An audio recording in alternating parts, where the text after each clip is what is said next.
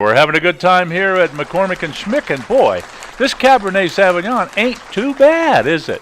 Paul Dolan has been known as a winery owner for many, many, many years, and he has, because he's been up in Mendocino 100% of the time, he's discovered people that grow grapes that he can buy grapes from, and those that have land for sale and planted vineyards and in effect owns his own vineyard.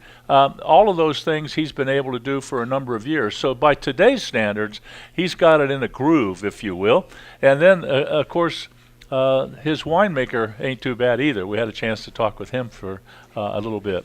Now, I want to mention a couple things that Cabernet Sauvignon goes with. I've written down different parts of the world, if you will, the types of food. As an example, if you are Asian or like Asian food, you can order and enjoy some Cabernet Sauvignon with Korean-style beef, stir-fried with a little bit of garlic and a little soy and sesame.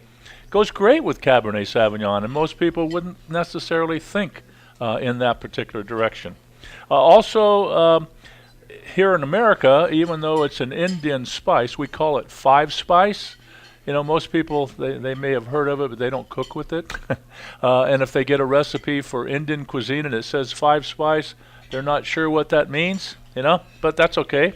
If you take bison, everybody knows what bison is, buffalo, if you will. If you braise it and serve a little bit of Cabernet Sauvignon with it, it's delightful as a pairing. And Cabernet also goes very well with most barbecue. So does Zinfandel, for that matter, but Cabernet definitely goes with it. Then when you get down into some other areas, crumbled roasted eggplant and tomato with basil ragu. I happen to like that myself. That's kind of an Asian dish. And then, last but not least, a Middle Eastern, Lebanese, or African-style food would be fried mushrooms and garlic. Now, the chef has gone crazy here to pair something with this Cabernet Sauvignon. I mentioned the duck breast, boursin cheese, and a little crispy phyllo. That's what he just brought out for us to taste. Also, the little caramelized orange and shiitake mushroom, hickory smoked tomato broth. I have to tell you, this is pretty doggone good and goes very well with Cabernet Sauvignon. Now, I know you have a Cabernet Sauvignon. I haven't mentioned this tonight, but Cabernet Sauvignon, just so that you know, is the most popular red wine in the whole world. More people drink Cabernet than any other red wine. That's Merlot or any of the other flavors that you can think of. Cabernet is number one, and it comes originally from the Bordeaux area. And if you haven't been to France, you need to go. And if you go to France, make darn sure you go to Bordeaux, because that's one of the great areas for wonderful, wonderful wines. The people there are fantastic, and believe it or not, how we hear funny things about being a foreigner when you go over to Europe and they don't like Americans and so on. Not in France. They love you. and they make wine specifically to send to America over and above what they normally do. Also, if you're going to go, not only go to there, but also go to Burgundy. Burgundy is another place where there's a lot of Cabernet Sauvignon. There's Cab Franc, there's Merlot, there's other varietals. But those are the regions that had Cabernet to start with, and now Cabernet Sauvignon is literally grown in vineyards all around the world. There isn't any place that I can think of that doesn't have Cabernet Sauvignon growing there and is popular. On the other hand, we have some other red wines that are popular in other countries other than Cabernet Sauvignon. In America, we consider an American red wine is Zinfandel. Unbelievable. Or if you go to Australia, the most popular red wine there is what we call Syrah. They call it Shiraz. That's their little lingo, but it's the same exact varietal.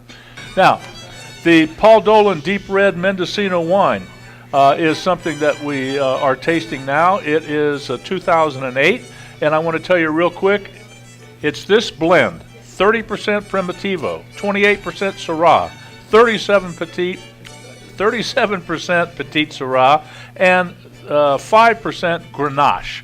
All of these come into one bottle for about $40 retail. And the chef has put together some espresso marinated tenderloin beef over portobello mushrooms with tobacco onions and blackberry truffled bordelaise sauce. Now you know what is coming if you don't already have it, and this wine is unbelievable. I want to thank you very much for listening to Wines du Jour. You can listen every week right here at this very same time. And if you've enjoyed tonight's program, tell everyone to listen next time when I bring true experts on wine and winemaking for you to enjoy. And if you want to know more about my favorite subjects, literally log on to my website, leskincade.com. I want to thank the entire staff at McCormick & Schmicks and Todd Ansteth and his help for some great food and wonderful service. My broadcast engineer, Jeremy Knight, Asian TV and high definition for making television in Las Vegas and all over Asia a wonderful thing. Thanks for choosing and listening to Wines du Jour from the left coast, from the east coast, and from all around the world on the internet. I'm Les Kincaid. Good night, everybody. Okay.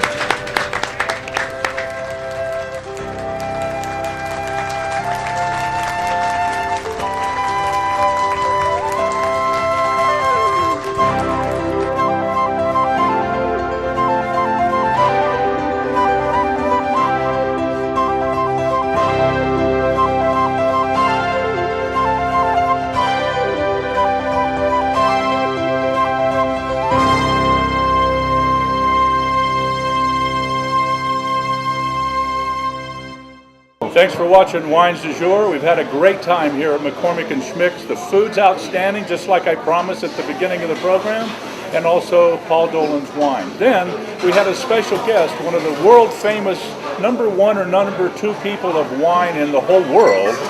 Janice Robinson called us and talked to us about a new book she has out, so you might want to check on that. Thanks again for watching Wines du Jour, and we'll catch you next time, right here at this very same time.